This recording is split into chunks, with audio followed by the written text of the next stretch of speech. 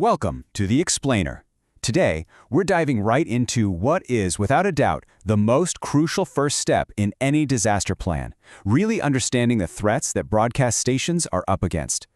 Now, just so we're all on the same page, this is the second part of our 10-part series breaking down a super detailed guide from Virtualization Options LLC.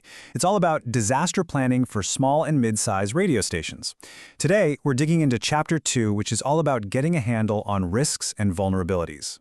So here's how we're going to break it down today. We'll talk about why this is all so important, then get into threats from Mother Nature, what can go wrong inside the station, how to find that one weak link, and finally, why just knowing this stuff is half the battle. Let's jump in. Okay, so before we start talking about specific dangers, things like transmitter failures or crazy weather, let's just establish why this is job number one. Why is taking a really hard, honest look at what could go wrong the absolute bedrock of any good plan? Well, the source material puts it perfectly. You simply can't defend against a threat you haven't bothered to identify first. It's really that simple. You have to know what you're up against, whether that's a hurricane barreling down on you or just a really old piece of gear that's about to give up the ghost. All right, let's start with the big stuff. The powerful and, let's be honest, often totally unpredictable forces of nature that can affect any broadcast station pretty much anywhere. So the guide lays out this whole spectrum of natural disasters. But here's the key thing to remember. The specific threat your station faces, well, that's almost entirely decided by your zip code. It's all about geography. And this slide just nails that point. I mean, if your station's in Miami, you're obviously worried about hurricanes and storm surge. But if you're in Los Angeles, it's wildfires and earthquakes that are probably keeping you up at night.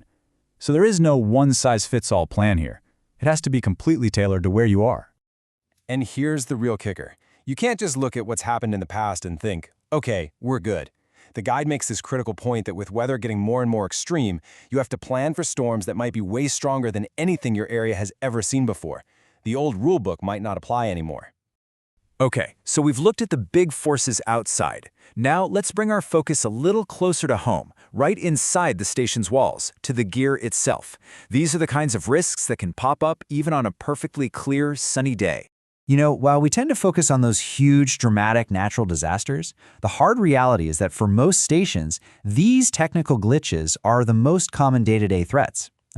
Every single piece in that chain, from the power grid right up to your antenna, is a potential point of failure. This quote zeroes in on a really critical piece of the puzzle, the studio to transmitter link, or STL. Just think of it like the umbilical cord that connects what you're doing in the studio to your listeners. If that cord gets cut, bam, the station goes silent, instantly. So, after looking at all these potential issues, from the outside world and from inside the tech rack, this is it. This is the big question that every single station operator needs to be asking. Where are we the most exposed? And the guide gives us a really powerful way to answer that question. It all comes down to hunting for those single points of failure. That one thing that, if it breaks, takes everything else down with it. So what are we really talking about here? Well, a single point of failure is basically any part of your operation where you don't have a plan B. No backup transmitter, no second generator, no alternate way to get your signal out. And for smaller stations that are running on a tight budget, these weak spots are everywhere, and they're incredibly dangerous. And what makes this all the more terrifying is the link between these weak spots and just plain old equipment. In a lot of places, there's critical gear that's been running way past its expiration date, which means a catastrophic failure isn't a question of if, it's a question of when. All right, so we've looked at threats from the outside, failures from the inside, and this whole concept of the weakest link. So now what? What do we do with all this information? Well, that brings us to the most important, actionable thing in this whole chapter. Here's the bottom line. Figuring all this out can't just be a casual chat or something you think about once in a while. It has to be a formal, step-by-step, systematic vulnerability assessment. You have to actively hunt for these problems before they find you.